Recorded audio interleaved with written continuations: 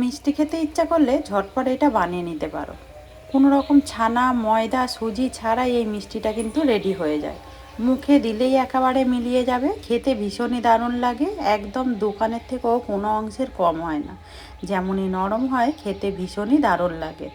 নমস্কার বন্ধুরা, কাজল ভিলেজ কিচেনে সকলকে স্বাগত জানাই। রোজকার মতো আজও রান্নাঘরে চলে এলাম। আজকে রেসিপি প্রথম থেকে লাস্ট। কড়া কিন্তু গরম হতে বসিয়ে দিয়েছি। এখানে দেখো নিয়েছি গরুর দুধ 1 বাটি। সমস্ত দুধটাই আমি এর মধ্যে দিয়ে দেব। 1 বাটি দুধেই কিন্তু যথেষ্ট। এদিকে দুধটা কিন্তু হালকা কুসুম গরম হয়ে গেছে। তখনই দেখো এখানে নিয়েছি আমি হাফ বাটি, ছোট একটা বাটির পাউডার দুধ। এইটাকে আমি সমস্তটাই দিয়ে দেব।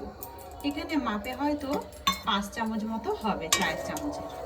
দুধটা যখন হালকা গরম হবে তখনই দিয়ে দিলে তাহলে কিন্তু আর দানা দানা মতো হবে না। খুব ভালোভাবে এইভাবে একটু মিশিয়ে নেব। দুধটাকে আমি খুব ভালো করে মিশিয়ে নিয়েছি। যেহেতু আমি গরুর দুধটাকে আগে থেকেই জাল করে রেখেছিলাম, তাই জন্য আর খুব বেশি ফোটানোর দরকার নেই। এবারে আমি এখানে দিয়ে দেব স্বাদ মতো চিনি। 3 চামচ মতো দিয়ে দিলাম চিনি। মিষ্টিটা তোমরা কিন্তু কম বেশি এখানে ব্যবহার করতে পারো। এবারে চিনিটাকে দিয়ে খুব ভালো করে আমি দুধটাকে আগে ফুটিয়ে নেব। এখানে খুব ভালো করে আমি দুধটাকে জাল করে নিয়েছি। এইভাবে সমস্ত দুধটাকে কিন্তু জাল করে নিতে হবে। এই ফাঁকে আমি এখানে দিয়ে দেবো বেশ কিছুটা এলাচ গুঁড়ো।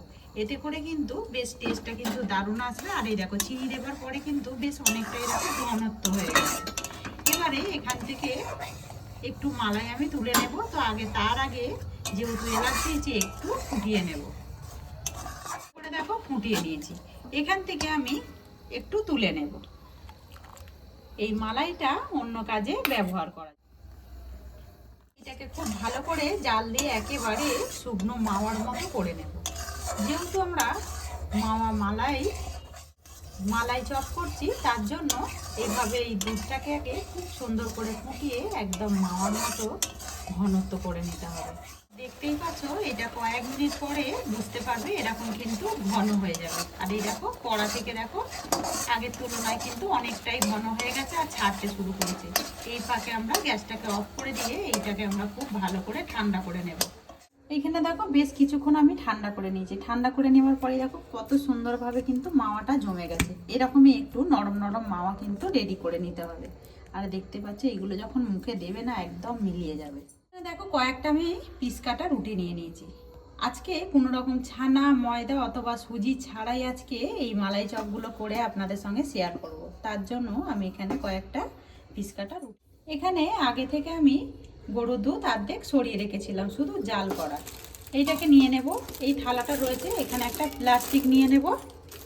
আর এই দেখো যেই পিস কাটা রুটিগুলোকে আমি একটু চারটে সাইডটা একটু কেটে নিয়েছি যাতে করে দেখতে সুন্দর লাগে। এবারে রুটিটাকে এইভাবে একটু চুবিয়ে নেব এই দুধের মধ্যে, ভালো করে ঝেড়ে নেব। এবারে প্লাস্টিকের উপরে রেখে দেব। আর যেই মাওয়াটা রেডি করলাম ঠিক মাছ বরাবর এই মাওয়াটা দিয়ে দেব।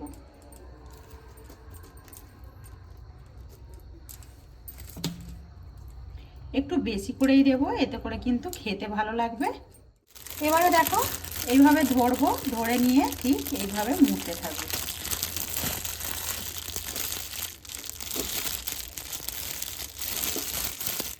খুব ভালো করে আমি এইটাকে এইভাবে কভার করে দিচ্ছি। এবারে খুলে নেব। আর এই দেখো কতটা সহজে একদম মালাই চপ রেডি হয়ে গেছে। সমস্তগুলোকে একইভাবে গড়ে নেব।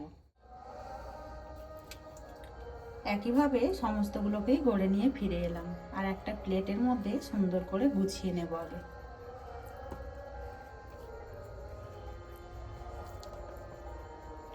আর দেখতেই পাচ্ছ কতটা সুন্দর হয়েছে। এগুলো কিন্তু মুখে দিলেই একেবারেই মিলিয়ে যাবে।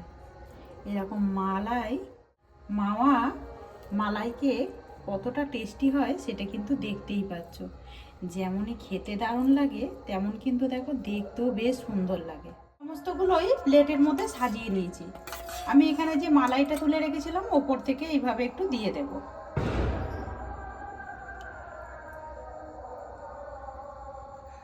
তোমাদের কাছে যদি কাজু কিশমিশ থাকে তাতে করেও কিন্তু সাজিয়ে নিতে পারো। আমি এইভাবে একটু সুন্দর করে সাজিয়ে নিচ্ছি। এতে কিন্তু দেখতে যেরকম সুন্দর লাগবে তেমন কিন্তু খেতে আরও বেশি দারুণ লাগবে। আর দেখো, বাচ্চা থেকে বড় দেখবে সবাইরই কিন্তু পছন্দ হবে এরকম ছানা ছাড়া। আর দেখো কতটা সুন্দর দেখতে লাগছে। আজকের রেসিপি আপনাদের কিরকম লাগলো অতি অবশ্যই কমেন্ট করে জানাবেন। যদি রেসিপিটি ভালো লাগে একটা লাইক করে দিয়ে এইভাবেই আমার পাশে থাকবেন, আমাকে সাপোর্ট করবেন। আর এই দেখো কতটা সুন্দর দেখতে লাগছে, পুড়ে ঠাসা এই মালাই চপ খেতে কিন্তু ভীষণই দারুণ লাগে। আর এগুলো কিন্তু ঝটপট হয়ে যায়। আর কতটা নরম হয়েছে সেইটা কিন্তু দেখতেই পাচ্ছেন। যেমনই দেখতে সুন্দর হয়, এগুলো খেতে কিন্তু আরও বেশি দারুণ লাগে। তো যদি ভালো লেগে থাকে এইভাবে আমার পাশে থাকবেন, আমাকে সাপোর্ট করবেন। আমার এরকম নিত্য নতুন রান্নার জন্য পাশে থাকা বেল আইকনটি প্রেস করবেন। সবাই ভালো থাকবেন, সুস্থ থাকবেন। ধন্যবাদ। আবারও কোনো নতুন রেসিপি নিয়ে ফিরে আসবো। আজকের মতো এই পর্যন্ত।